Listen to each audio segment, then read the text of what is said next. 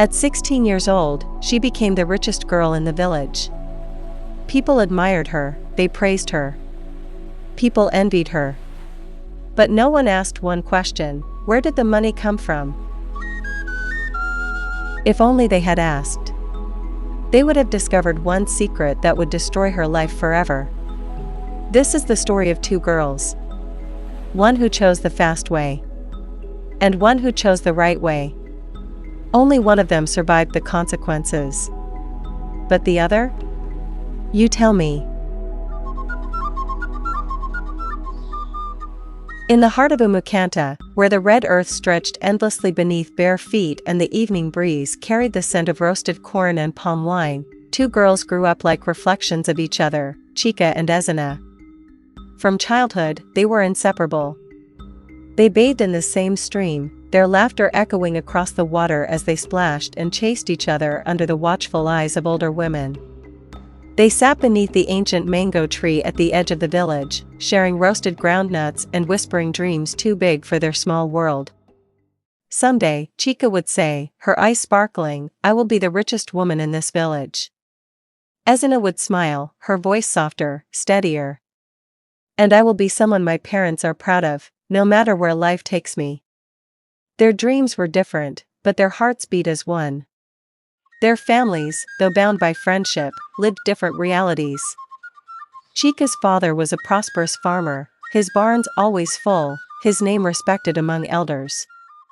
Ezinne's father, on the other hand, fought daily battles with poor harvests and failing soil. Yet he carried himself with quiet dignity. Despite their differences, both families poured their hopes into their daughters. When the opportunity came to send them to a secondary school in a nearby town, it was as if heaven itself had opened a door. It meant sacrifice. It meant selling produce at lower prices. It meant sleepless nights. But for the girls, it meant a chance at a future beyond Umukanta. The town was not like the village. It was louder. Faster. Tempting.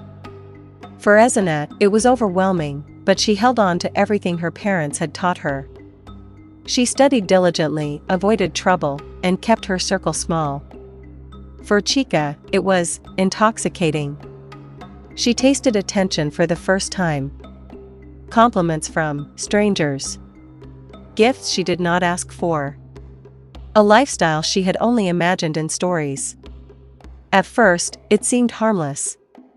A new dress here. A late outing there. But slowly, subtly, something inside her began to shift.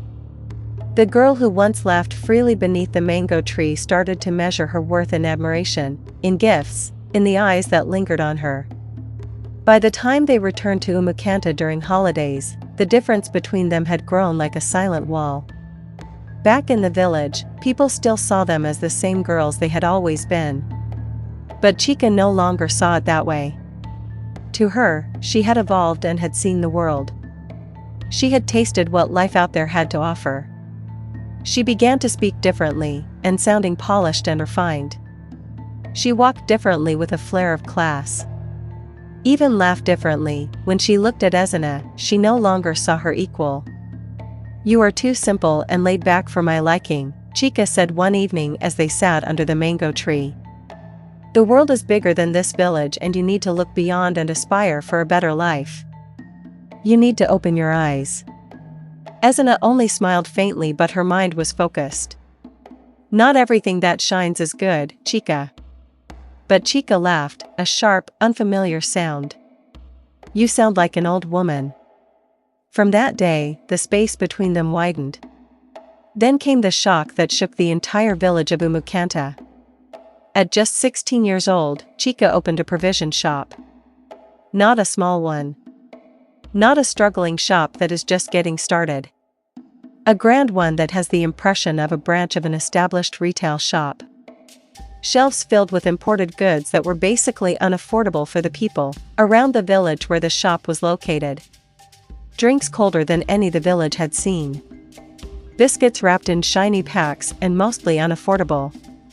The business idea was good, but the business strategy was poor. Things that belonged to the heart of the city was now sitting boldly in the heart of Umukanta.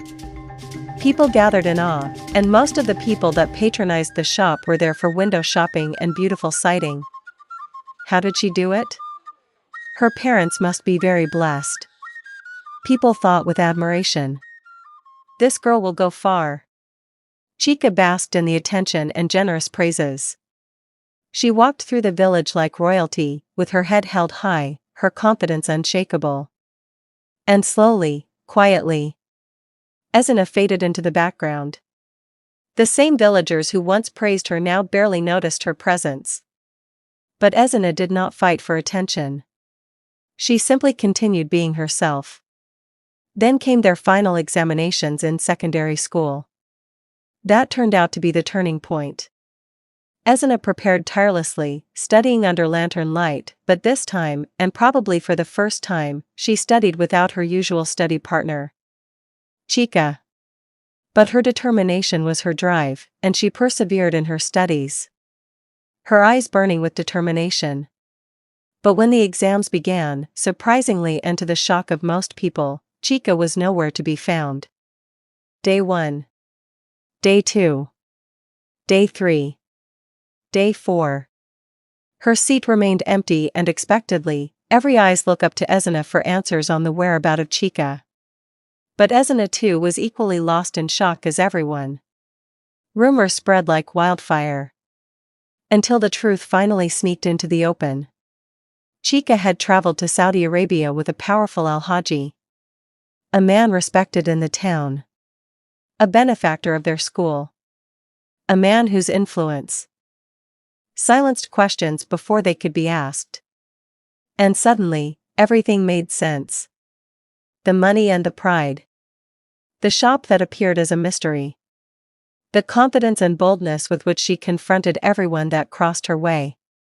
But all of these realization and understanding brought no peace, only a heavy, suffocating silence. Months passed. And Chika eventually returned to the village, but she was no longer the same person.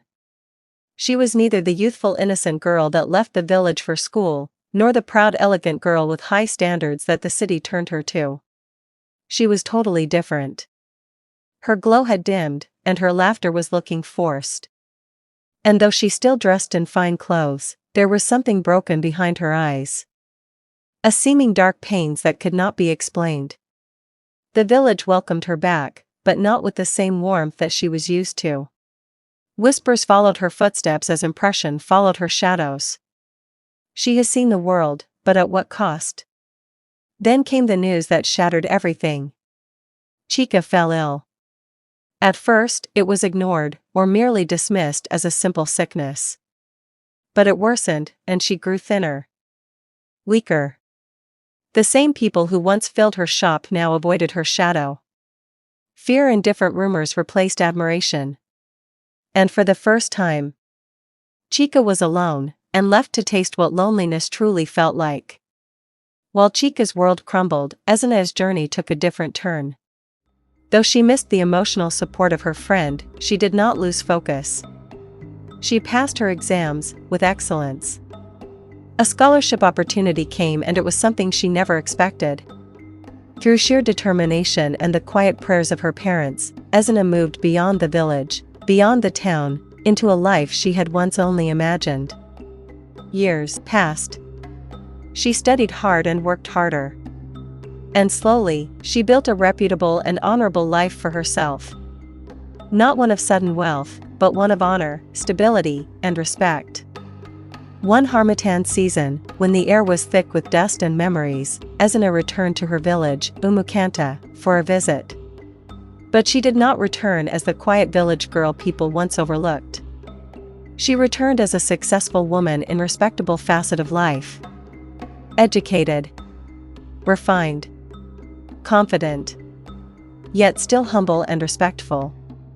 The village gathered once again, but this time it was not for Chika. It was for Ezinne, the second half of the village adorable twin girls of the past. But her heart was not focused on celebration.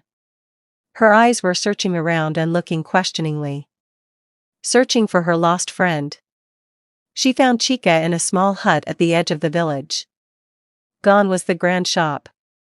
Gone was the pride. What remained was a fragile shadow of the girl she once knew. Chika looked up, her eyes filling with tears the moment she saw Ezinne.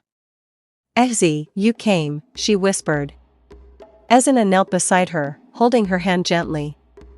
"I never left," she replied softly. For a long moment, silence spoke louder than words between them. Then Chika broke the silence. "I thought I was winning," she said, with her voice trembling. "I thought I had found a faster way to the life we dreamed of." Tears rolled freely now.